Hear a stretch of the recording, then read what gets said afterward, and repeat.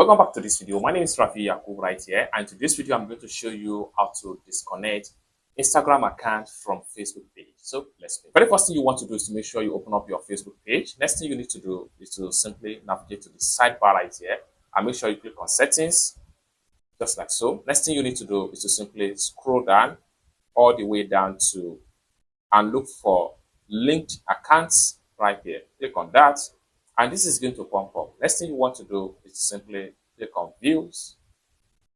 So this is going to pop up. Next thing you need to do is to simply click on disconnect accounts. Then right here you will need to confirm your action. Okay. Next thing you need to do here is to simply click on yes right here.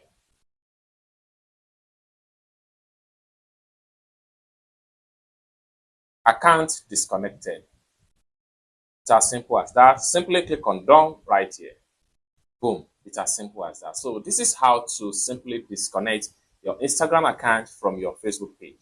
I hope you really got value for this video. If you find this video useful, give this video a big like, and also remember to subscribe to the channel for more useful tutorial about Facebook page topic like this. Thank you so much for watching, and I hope to see you in my next video. Bye for now.